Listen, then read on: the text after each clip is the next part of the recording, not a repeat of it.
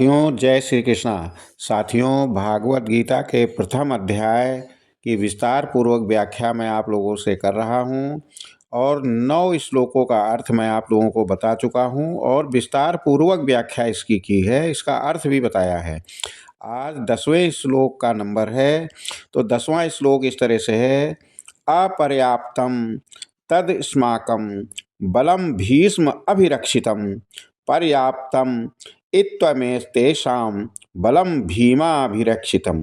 अर्थात दुर्योधन का ये कथन है कि हमारी सेना जो भीष्म पितामह द्वारा संरक्षित है वो अपर्याप्त प्रतीत होती है, जबकि पांडवों की सेना जो भीम द्वारा संरक्षित है पर्याप्त और सक्षम दिखाई देती है।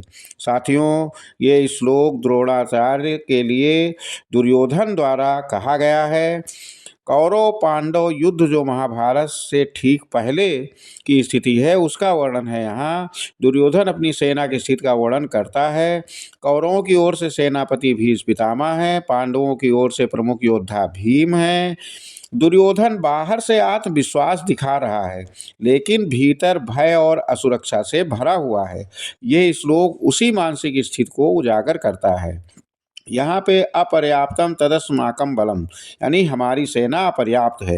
यहाँ अपर्याप्त शब्द सैन्य संख्या के लिए नहीं, बल्कि आत्मिक बल और आत्मविश्वास की कमी के लिए है साथियों। जबकि वास्तव में कौरवों की सेना संख्या में अधिक थी, फिर भी दुर्योधन को संतोष नहीं है। ये दर्शाता है कि अन्याय के पक्ष में खड़ा व्यक्ति भीतर से कमजोर होता है, चाहे उसके पास कितनी भी शक्ति क्यों न हो।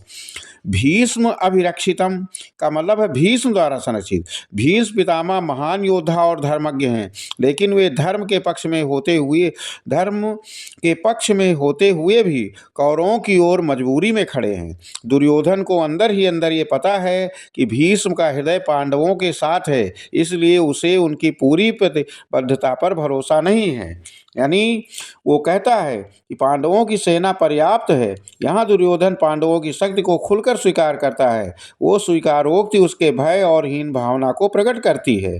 भीम केवल बलवान योद्धा नहीं वो बताना चाहता, बल्कि न्याय, क्रोध और प्रतिशोध का प्रतीक है। भीम का क्रोध कौरवों के पापों यानी द्रौपदी अपमान, पांडवों पर अत्याचार से जन्मा है। दुर्योधन जानता है कि भीम पूरी निष्ठा और आक्रामकता के साथ युद्ध करेंगे। यहाँ पे दार्शनिक पक्ष ये है साथियों कि धर्म के बिना शक्ति खोखली होती है। अन्याय के पक्ष में खड़े होकर भी वास्तव में व्यक्ति शक्तिशाली नहीं बन सकता है। अंतरात्मा की आवाज़ सबसे बड़ा बल है। पांडवों की सेना इसी से मजबूत